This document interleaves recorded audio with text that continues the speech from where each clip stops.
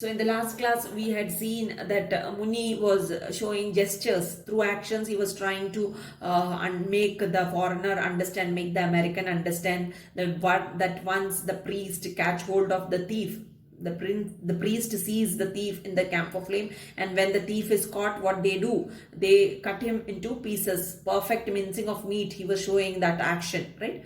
So when the foreigner saw this action, he understood. The American watched his hand intently and said, "I know what you mean." So foreigner, when he saw the actions made by Munio over here, he said, yeah, I know. Very intently he was watching at it in an intent manner. He was looking at it, and then he said, yes, I understood what you mean to say over here. You mean chopping something, isn't it? You want to chop something. So you want to do it, perform that action. Maybe I'm holding you up and you want to chop wood. So he said, maybe I am wasting your time by speaking to you over here, and you want to chop wood. That is Muni. You might be wanting to chop wood. So I'm holding you, I'm keeping you aside by engaging you in my talk. This is what the foreigner said. Where is your axe? Soon the foreigner asked Muni, where is your axe? He asked. Hand it to me and show me what to chop. Just give that axe to me and tell me what to chop. I will do it for you. This is what the foreigner is saying over here. I do enjoy it. Just a hobby. We get a lot of driftwood along the backwater near my house, and on Sundays I do nothing but chop wood for the fireplace. This is what he said. Even I enjoy it. What he enjoyed? Chopping the wood. The foreigner. Just a hobby, just a hobby. It's just a hobby, he says. It's a hobby for me, chopping wood. I enjoy doing so. We get a lot of driftwood. Now he says he get a lot of driftwood. What do you understand by driftwood? Driftwood is the floating piece of wood that drifts, that flows in water and comes, right? That is called as driftwood. So that is what he's saying. We get a lot of driftwood. So we get this wood which gets floated along the backwater near my house. Whose house? Foreigner's house. So in the backwater, the wood get drifted and it reaches to his house, close to his house.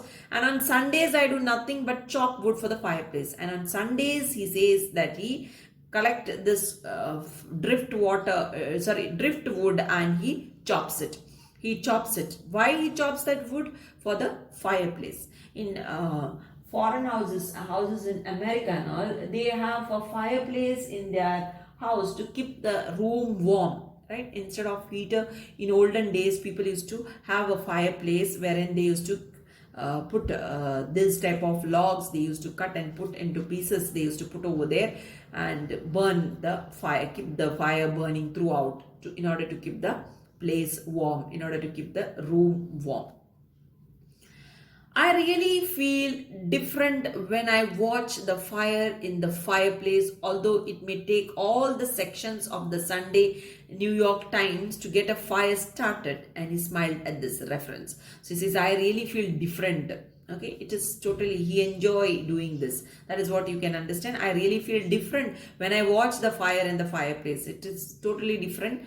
So that was his hobby, collecting wood, chopping it, and then using it for the fireplace. So this he used to do on Sundays. Sundays he was free. He was at home. It was a holiday for him. So he was at home doing this type of work. I really feel he used to enjoy this, although it may take all the sections of the Sunday New York Times.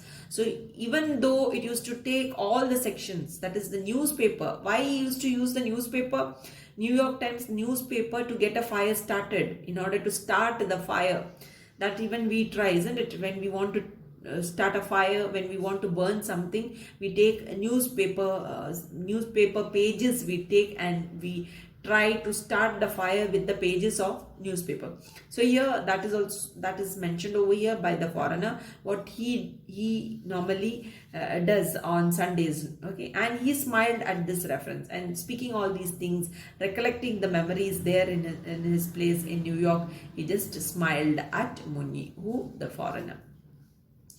Munni felt totally confused but decided the best thing would be to make an attempt to get away from this place. He tried to edge out, saying, must go home, and turned to go. So Muni was totally confused. Whatever the foreigner was speaking in English, Muni was not understanding. And this is what he decided. The best thing over here that he wanted to do is to make an attempt to go away, just to escape from there. That was the best thing what Muni felt at that point of time from that place. He tried to edge out. He tried to slowly move out to the from there, saying must go home. So this is what he said. So gave an excuse saying that he want to go home and turned to go. And after saying, he just turned. He started to move towards his house. The other seized his shoulder and said desperately, is there no one, absolutely no one here to translate for me? He looked up and down the road, which was deserted in this hot afternoon. The stranger almost pinioned Muni's back to the statue and asked, isn't the statue yours? Why don't you see it to me? Why don't you sell it to me? Other seized his shoulder. Who seized? The foreigner caught hold of Muni's shoulder and said very desperately, he said, is there no one, absolutely no one here? Nobody over here is saying, is there no one? He says, nobody, absolutely no one, he says here. To translate for me, to translate English to Tamil. That is what he says over here. Because by now the foreigner understood that the man was not understanding anything. Whatever he spoke, Muni was not understanding. This is what the foreigner felt at this point.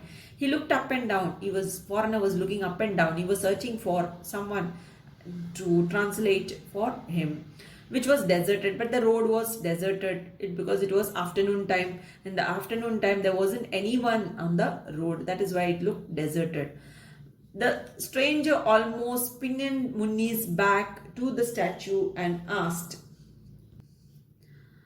stranger almost pinioned in the sense he bind the arms of Muni. Okay, he just bind his arms, Muni's back to the statue. His arms back, he just pulled him back to the statue and asked, this is what he asked, isn't this statue yours? Why don't you sell it to me? This is what he asked. Isn't the statue yours? He asked Muni, isn't the statue yours? The statue is not belonging to you. He's asking him, why don't you sell it to me? Why don't you sell the statue to me? He's asking Muni. The old man now understood the reference to the horse, thought for a second and said in his own language, I was an urchin this high when I heard my grandfather explain this horse and warrior, and my grandfather himself was this high when he heard his grandfather, whose grandfather, like this he went on. When the foreigner pointed out to the horse and he asked him, why don't you sell? He felt that the old man felt, that is Muni felt, now he was asking something about the horse. That is why the old man now understood the reference to the horse. So he felt that he was speaking something in terms of the horse. That is why this thought for a second, and then he stood over there, thought for a second, and then he said in his own language, that is in Tamil, back again he is speaking to the foreigner. I was an urchin this high. So I was a mischievous boy. I was a mischievous child this high. He is pointing out the height. He is showing the height, very small. So when I heard my grandfather explain this, so he says, when I was a small child of this height, I happened to hear from my grandfather. My grandfather explained this horse and warrior. My grandfather told me about the horse and the warrior, the statue of the horse and the warrior. And my grandfather himself was this height. So then he started again showing the height of his grandfather. He's saying, my grandfather was this high when he heard his grandfather. When my grandfather heard his grandfather, that is his Muni's great grandfather he is speaking about, right? Heard his grandfather, whose grandfather, then he is speaking about that grandfather's great grandfather's, whose grandfather. So there he is stopping it. There because he stops because the foreigner interrupts back again. The other man interrupted him. I don't want to seem to have stopped here for nothing. I will offer you a good price for this, he said, indicating the horse. He had concluded without the least doubt that Muni owned this mud horse. Perhaps he guessed by the way he sat on its pedestal like other souvenir sellers in this country, presiding over their wares.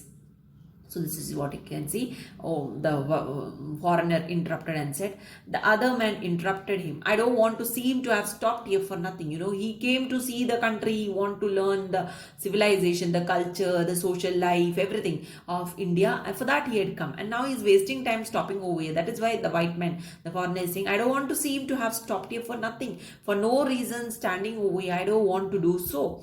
I will offer you a good price for this. Come to the point, that is what he's saying. Okay, I will give you a good price for the statue of the horse.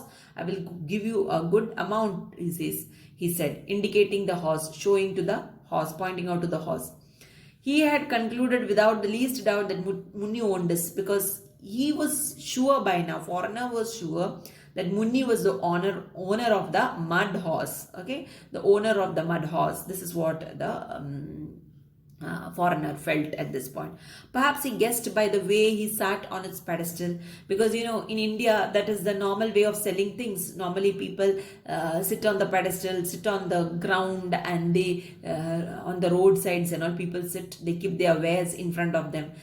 This we had seen in the bazaars of Hyderabad. We had seen they keep their wares in front and they sit besides it and they sell the wares. So same way, this is what over here you can see the foreigner felt looking at the plight, looking at the situation of Munni over here. He was sitting under the pedestal of the horse statue. So seeing that, the foreigner felt that he might be sitting under the statue and he might be the owner of the statue, sitting under the statue to sell that statue. That is why he's sitting over there. This is what the foreigner felt. Like other souvenir sellers, means like those other item sellers, those who sit to sell their wares, sell their items in this country, presiding over their wares. So sitting besides their wares. This is what the foreigner felt about Munni. Munni followed the man's eyes and pointing fingers and dimly understood the subject matter, and feeling relieved that the theme of the mutilated body had been abandoned at least for the time being, said again enthusiastically, I was this high when my grandfather told me about this horse and the warrior, and my grandfather was this high when he himself. Okay, there he stops again. So Munni followed the man's eyes. So he understood from the man's eyes, from the foreigner's eyes, that he was pointing his fingers and dimly understood the subject matter. So this is what Munni understood, what the subject matter was, that he was speaking in relation to the horse and feeling relieved. And by now he was feeling relaxed and relieved. Okay, that the theme of the mutilated body had been abandoned, that the man was not speaking, that the foreigner was not speaking anything of that damaged body, the dead body. Okay, and the dead body had been abandoned, it is being thrown out, it is not being discussed right now. This is what he felt. At least for the time being, at least for this time being, he is not speaking anything, said again enthusiastically. So he spoke again, Munni spoke again very eagerly over here. I was this high, whatever he spoke in the previous paragraph, the same thing is repeating over here. I was this high, he says, when my grandfather told me about this horse and the warrior, he says, and my grandfather was this high when he himself. Okay, up to here he stopped. Okay, let me stop over here and we'll continue this in our next class. Till then, thank you very much.